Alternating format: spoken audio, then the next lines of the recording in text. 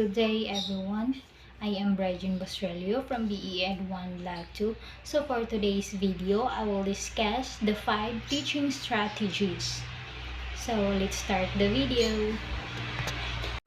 In teaching, there are 5 strategies, such as place-based learning, project-based learning, Socratic inquiry, experiential learning, and interdisciplinary learning. So we will discuss first the place-based learning. Nearly a century ago, John Dewey called for experiential learning that engages students in their own environments. An increasing number of teachers are embracing place-based learning as a strategy that captures students' imaginations and advances environmental stewardships and civic engagement. Place-based learning begins with asking questions such as, where am I? What is the natural and social history of this place? How does this place fit into the larger world? Place-based learning engages students in their community, including their physical environment, local culture, history, or people. With place-based learning, students get to see the result of their work in their community. They build communication and inquiry skills, learn how to interact with any environment, and gain a better understanding of themselves as well as their place in the world. The second strategy is project-based learning. While many teachers involve students in project after exposing them to traditional instruction, project-based learning is an extension or add-on but is central to the curriculum.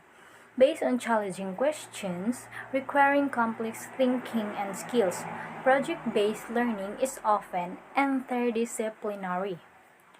Projects vary in length from a couple of weeks to an entire school year and require students to use a variety of resources, including the community, technology, outside experts, written resources, and the web, as well as each other.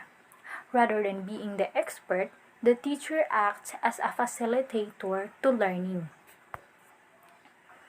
Project-based learning is a student-centered pedagogy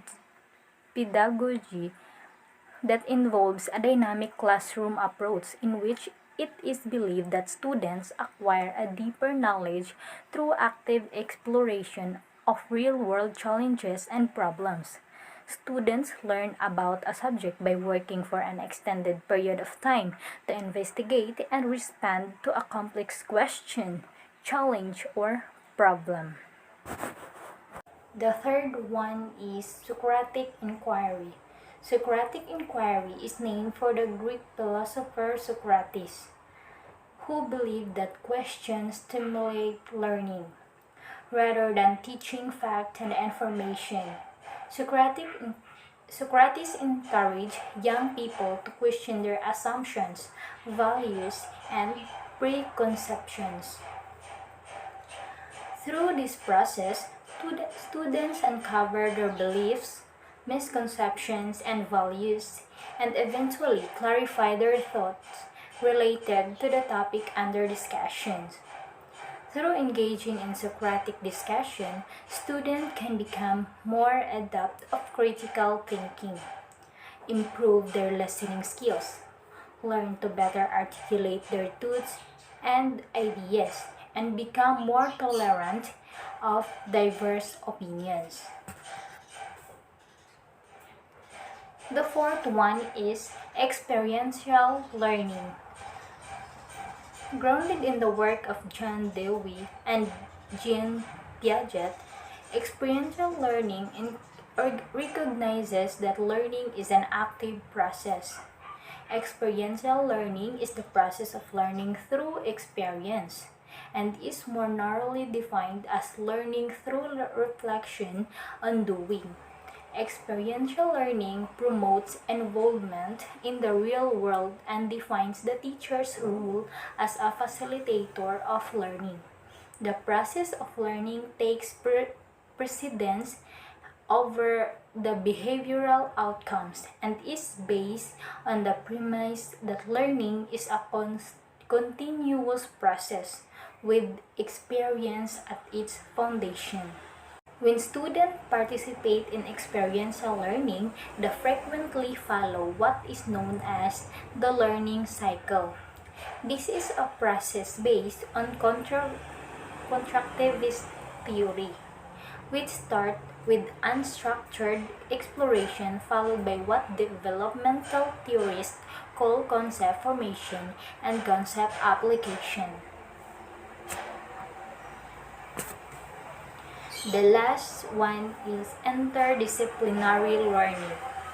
Interdisciplinary learning is inherently student-driven, with students making connections across disciplines and synthesizing perspective to come up with their own original ideas.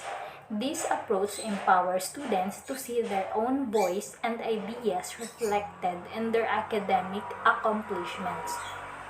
Interdisciplinary learning emphasizes connection between traditionally discrete disciplines such as math, science, history, and language arts rather than limiting learning to one content area at a time. When teaching and learning are organized around themes, problems, or issues, students seek knowledge and skills from a variety of disciplines to provide an expanded and more complex understanding of the topics they are studying. And that's all. Thank you for watching.